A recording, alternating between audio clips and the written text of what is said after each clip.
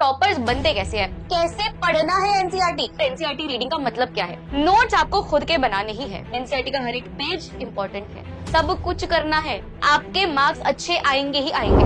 How to read NCERT, ये सवाल का जवाब आप जितना जल्दी जानोगे उतना ही आप लोग के लिए बेहतर होगा, क्योंकि ये सिर्फ क्लास 9th का तक सफर नहीं है, ये class 10th, class 11th, class 12th, NEET की तैयारी, जे की तैयारी, हर स्टेप में आपको यही काम आने वाला है, that is NCERT.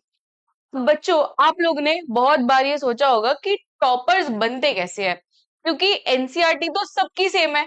NCERT same है बट अप्रोच तो डिफरेंट है ना। आज की इस वीडियो में हम लोग डिस्कस करने वाले हैं कि कैसे पढ़ना है एनसीईआरटी। सबको दे तो दिए एनसीईआरटी, टॉपिक्स भी सेम है, चैप्टर्स भी सेम है, पर पढ़ना कैसे है। अब जितना जल्दी ये समझ जाओगे ना, उतना ही प्रिपरेशन आपका स्मूथ होगा। So welcome to this channel, Vedantu 9th channel. This is a Krishi ma'am, स्वागत करते हो आप सभी का इस चैनल पे। तो जल्दी से वीडियो को 1.5x पे लगा दीजिए एंड वीडियो को एंड तक देखिए। आज का वीडियो बहुत ही वैल्यूएबल होगा आप लोग के लिए। सबसे पहले तो रीडिंग समझते हैं यार, एनसीईआरटी रीडिंग का मतलब क्या है। अब यहाँ पे ना दो कैटेगरीज के स्टूडेंट्स बन जाते हैं। एनसीईआरटी रीडिंग जब कहते हैं तो रीडिंग मतलब खाली रीड करते हैं। अब मैं आपको ना एक एग्जाम्पल से समझाती हूँ।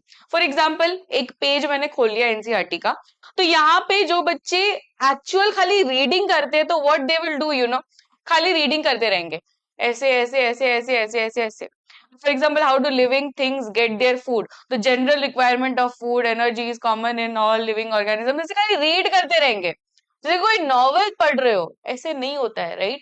आपको एक पेन लेना है, आपको या तो हाइलाइटर लेना है, राइट। आपको फिर जाके हाईलाइट करनी होगी चीजें। जब आप हाईलाइट करना शुरू कर दोगे तब जाके आपको समझ में आएगा कि अच्छा ये पर्टिकुलर पेज में ये चीजें इंपॉर्टेंट है।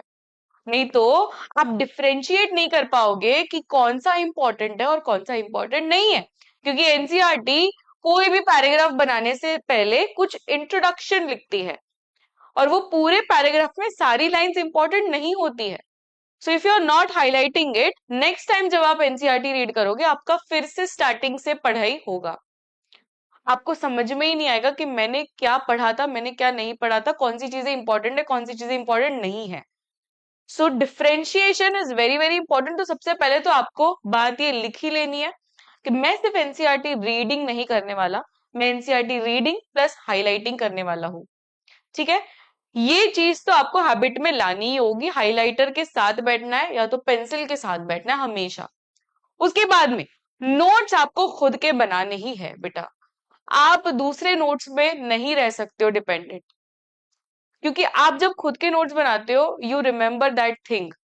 आप खुद की मेहनत से बनाओगे तो आपको पता लगेगा, आपको चीजें समझ में आएगी कि ये मैंने पढ़ी, मुझे ये चीजें समझ में आई।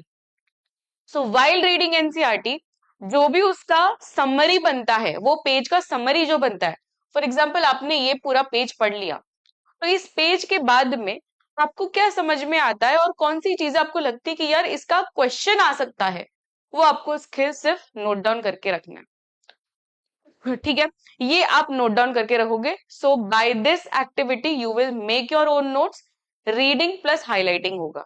दूसरी चीज जो आप बहुत मिस्टेक करते हो, हमेशा जब भी आप पढ़ रहे हो बेटा, कोई भी पेज आप एनसीईआरटी का पढ़ रहे हो, you should have a habit, specially for maths, specially for physics, क्योंकि उसमें आप ना डायरेक्टली लिख सकते हो फॉर्मूले। क्योंकि फिजिक्स में फॉर्मूले होते हैं और आपको याद नहीं होते, तो पूरे पेज में थोड़ी फॉर्मूले हैं, तो पूरे पेज में 2-3 फॉर्मूले हैं, वो साइड में लिख दो। छोटा सा रहता है ना, कार्ड रहता है, फ्लैश कार्ड बोलते हैं या नोट्स बोलते हैं, वो ले लेना है, बाजार में मिल जाएगा। उसमें आपको पेन से लिख देना है और स्टिकी नोट्स के जैसे वो पेज में स्टिक कर देना है। और नेक्स्ट टाइम जब भी आप रिविजन करोगे तो आपको डायरेक्टली वो स्टिकी नोट दिख जाएगा। तो this is a very good practice, और ये मैंने खुद भी ट्राई किया जब मैं स्टूडेंट होती थी, मुझे ये बहुत ही अच्छे से हेल्प किया है। आप खुद ट्राई करिए, पहले इस्तेमाल करिए फिर विश्वास करिए। ठीक है, तो ये आपको कर ही लेना है। फ्लैश कार्ड या तो स्टिकी नोट्स जो भी आप कहते हो, उसे आप लगा लो वो पर्टिकुलर टॉपिक के बाजू में।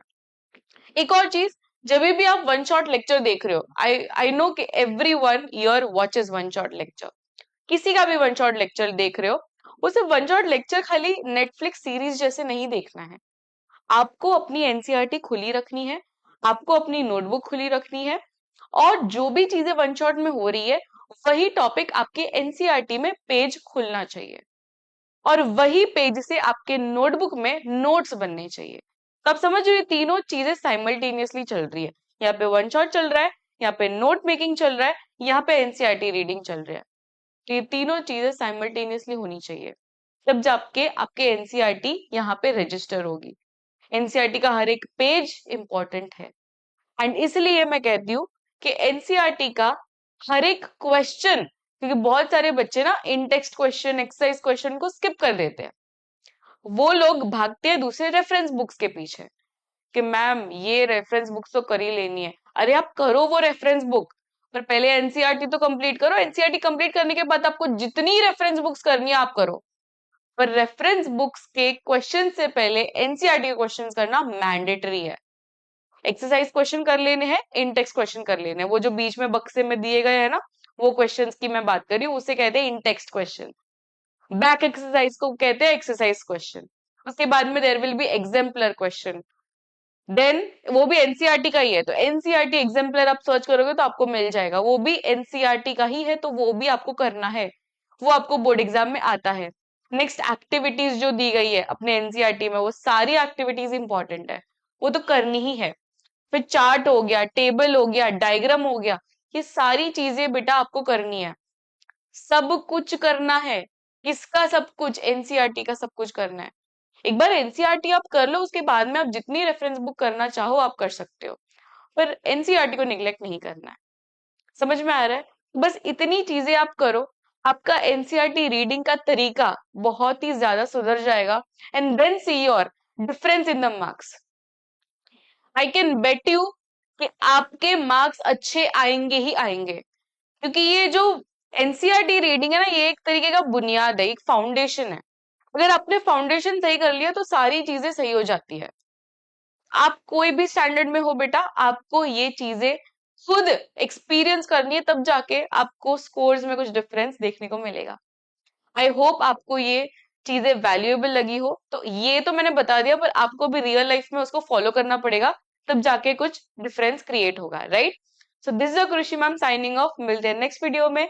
अगर कोई और डाउट है या कोई और चीज में कुछ चाहिए वीडियो, तो आप वीडियो के कमेंट सेक्शन में जरूर से कमेंट करना कि मुझे इस पे कुछ हेल्प चाहिए मैम, तो जरूर से कृषि मैम नेक्स्ट वीडियो में उस पे बात करेंगे। ठीक है? So take care, bye everyone.